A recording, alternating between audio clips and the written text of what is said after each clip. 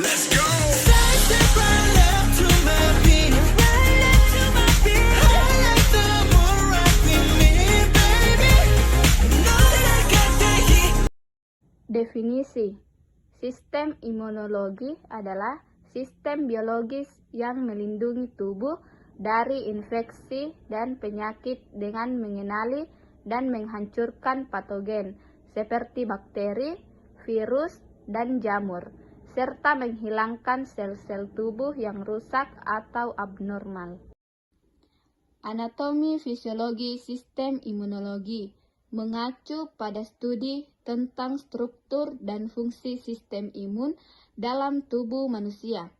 Sistem imun adalah jaringan kompleks, sel, jaringan, dan organ yang bekerja sama untuk melindungi tubuh terhadap infeksi dan penyakit. Sistem imun berperan penting dalam melindungi tubuh terhadap infeksi dan penyakit. Sistem imun juga terlibat dalam perkembangan penyakit autoimun, yaitu ketika sistem imun secara keliru menyerang jaringan tubuh sendiri. Anatomi dan fisiologi sistem imun terdiri dari beberapa komponen yang bekerja sama untuk melindungi tubuh dari patogen dan zat asing lainnya. Organ utama yang terlibat dalam sistem imun meliputi sumsum tulang, timus, limfa, kelenjar getah bening, dan pembuluh limfatik.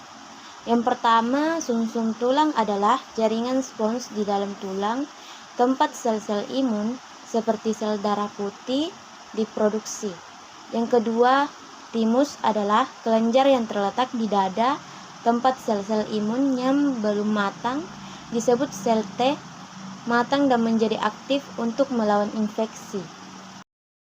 Yang ketiga, limfa. Limfa adalah organ yang terletak di sisi kiri atas perut yang menyaring darah dan membuang sel darah merah yang tua atau rusak, serta zat asing lainnya. Yang keempat, kelenjar getah bening adalah organ kecil berbentuk seperti kacang yang terletak di seluruh tubuh yang menyaring cairan getah bening dan menjebak patogen dan zat asing lainnya. Dan yang kelima, pembuluh limfatik adalah jaringan tabung yang mengangkut cairan limfa ke seluruh tubuh yang memungkinkan sel-sel imun bergerak ke area infeksi. Sistem kekebalan tubuh juga melibatkan beberapa proses, termasuk yang pertama itu pengenalan. Sistem imun yang mengenali patogen dan zat asing lainnya melalui keberadaan molekul spesifik pada permukaannya yang disebut antigen.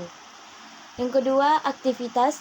Sel imun diaktifkan untuk merespon patogen dan zat asing lainnya melalui pengenalan antigen. Yang ketiga, eliminasi. Sel imun menghilangkan patogen dan zat asing lainnya melalui berbagai mekanisme seperti fagositosis dan produksi antibodi. Dan yang terakhir, memori. Sistem imun menyimpan memori terhadap patogen tertentu yang memungkinkan respons yang lebih cepat dan efektif terhadap infeksi di masa mendatang.